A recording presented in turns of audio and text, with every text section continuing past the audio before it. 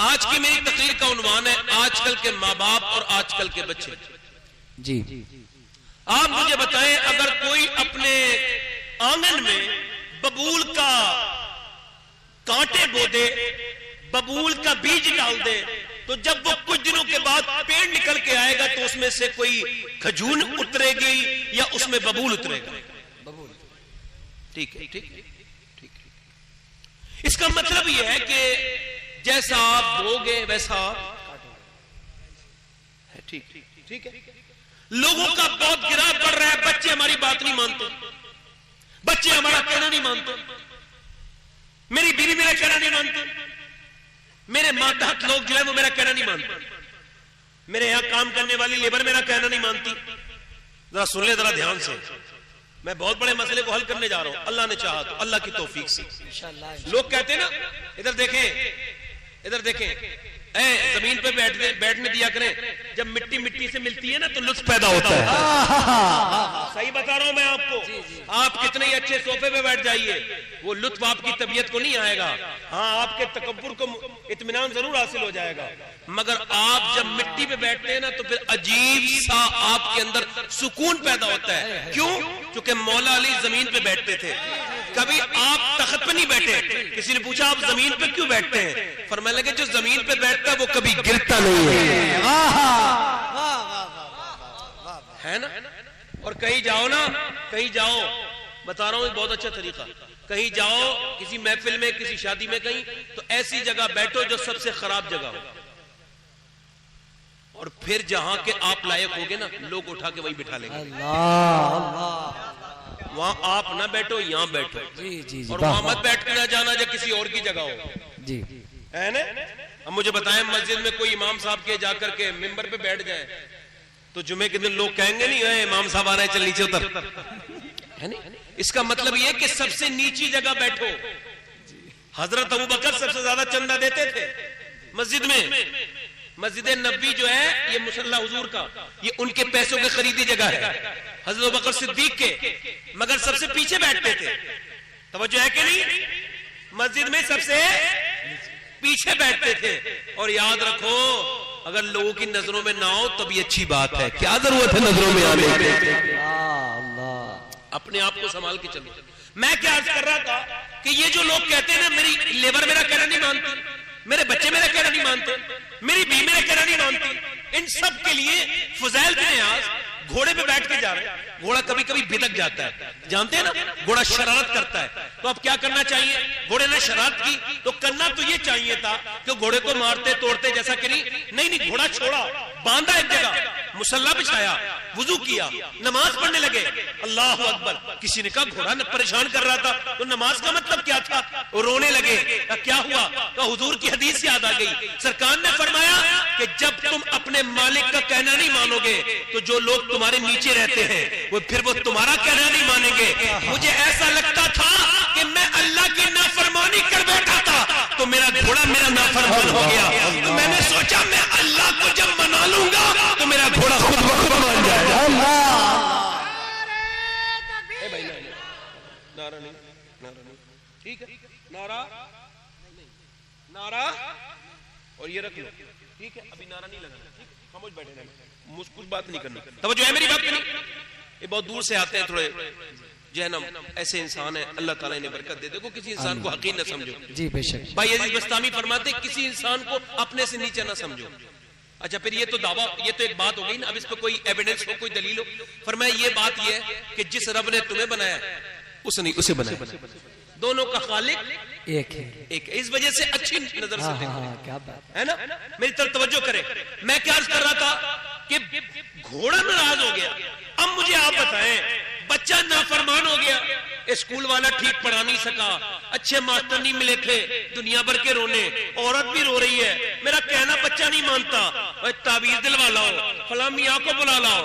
اور اندازہ کرو ان میاں کے بھی بچے ان کا کہنا نہیں مان رہے. برا نہ ماننا میری بات کا. ایک صاحب کو میں نے دیکھا وہ تعویذ لکھ رہے تھے, اور تعویذ لکھتے لکھتے بولے بھائی مجھے لگتا ہے تیرے کام میں برکت نہیں ہے. تو سامنے سے وہ جو عورت دی نا بولی ہاں میاں بات آپ بالکل ہی ٹھیک کہہ رہے ہو, میرے کام میں کوئی برکت نہیں ہے. جب وہ چلی گئی نا عورت تو میں نے اس میاں سے کہا میں تمہیں بھی تو جانتا ہوں یار, اگر اس کے برکت نہیں ہے تو تمہارے بھی تو برکت نہیں ہے نا یار. تم یہ تعویذ کیوں لکھ رہے ہو؟ پہلے اپنے گھر میں برکت کرو نا. آپ میری بات نہیں سمجھ رہے. آپ پہلے چیزیں کو دیکھیں.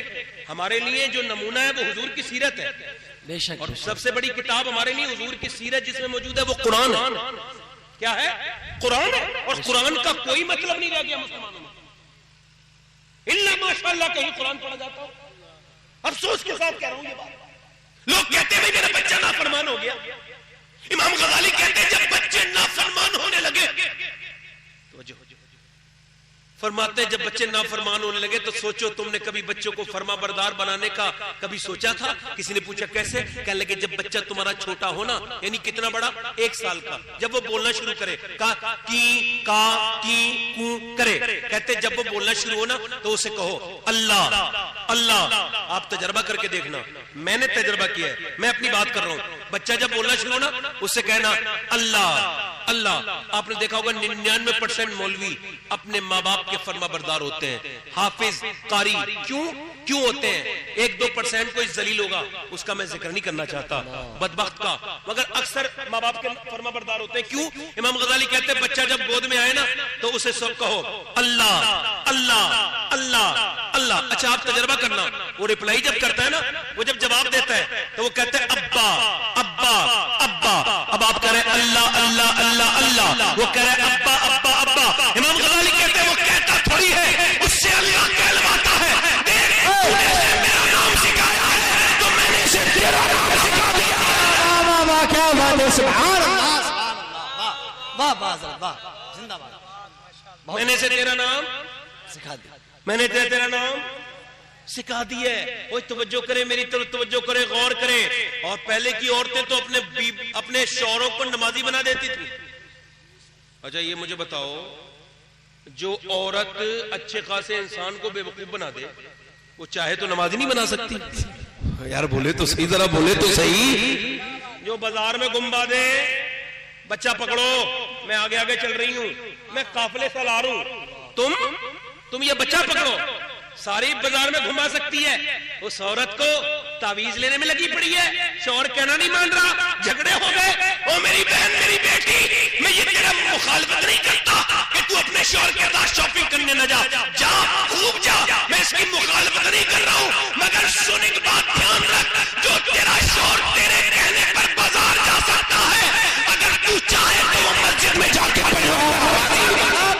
زندہ باد زندہ باد. بہت اچھی بات. واہ واہ. بے شک بے شک. واہ واہ واہ. بہت اچھی حق بات. نمازی بھی ہلکا سا اس کا ریپیٹ کم کرو، ہلکا سا آواز صاف کر دو. میں اگر تھوڑی زور سے بولنا شروع کروں گا تو آواز کم آئے گی. آپ زور سے بولے سبحان اللہ، دل لگا کے بولے سبحان اللہ. نوجوان کافی تشریف رکھتے ہیں. ادھر دیکھیں میں کیا عرض کر رہا تھا.